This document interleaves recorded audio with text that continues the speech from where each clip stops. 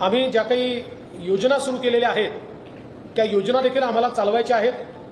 हे खरं आहे की या योजनांचा भार हा आमच्या अर्थसंकल्पावर पडेल, पण त्याचंही नियोजन आम्ही योग्य प्रकारे करतो आणि कोणाच्याच मनात शंका राहू नये म्हणून लाडकी बहीणचा देखील डिसेंबर महिन्याचा हप्ता हा जमा करणं आम्ही सुरू केलेला आहे आणि तोही सगळ्या खात्यांमध्ये लवकरच त्या ठिकाणी जमा होईल। एकूणच केंद्र सरकारच्या मदतीनं महाराष्ट्राला गतीने पुढे नेण्याचा आमचा प्रयत्न आहे। या निमित्ताने मी केंद्र सरकारचे आभार एका गोष्टीकरता मानतो की परवाच माननीय शिवराज सिंग चौहान साहेब आले होते आणि शिवराज सिंग चौहान साहेबांनी एकाच वर्षात आपल्याला 20 लाख घरं प्रधानमंत्री आवास योजनेच्या अंतर्गत दिली आहे। हा देशातला रेकॉर्ड आहे। म्हणजे अनेक राज्यांना 10 वर्षात देखील 20 लाख घर मिळालेले नाही।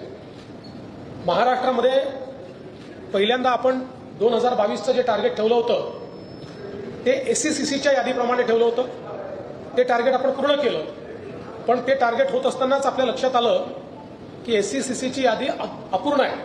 म्हणून आपण केंद्र सरकारकडे विनंती केली की यादी चुकीची बनलेली आहे, 2011ची यादी आहे आणि म्हणून आम्हाला पुन्हा घरांचं रजिस्ट्रेशन करण्याकरता संधी द्या। आणि मग 2018-19ला केंद्र सरकारने आवास प्लस नावाचं पोर्टल सुरू केलं, ज्यामध्ये आपण रजिस्ट्रेशन सुरू केलं आणि त्यामध्ये 26 लाख लोकांचं रजिस्ट्रेशन आपण केलेलं आहे।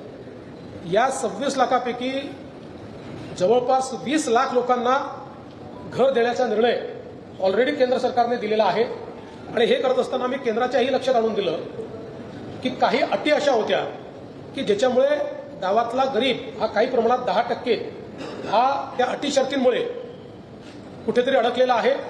त्या सगळ्या अटी शर्ती केंद्र सरकारने आता रद्दबातल केलेल्या आहेत आणि म्हणून आता अजून एकदा रजिस्ट्रेशन करून एक फायनल रजिस्ट्रेशन आम्ही करू आणि पुढच्या 5 वर्षामध्ये या सगळ्या लोकांना त्यांचं हक्काचं घर आम्ही देऊ। आणि हे करत असताना आमचा प्रयत्न आहे की प्रधानमंत्री आवास योजना असो, मोदी आवास योजना असो, जनमन आवास योजना असो, शबरी आवास योजना असो, रमाई आवास योजना असो, आता या सगळ्या योजनांमध्ये जी घरं होतील या सगळ्या घरांना सोलर द्यायचं, जेणेकरून त्या घरामध्ये राहायला जाणारे जे आहेत त्यांना विजेचं बिलच येऊ नये, त्यांना मोफत वीज मिळावी।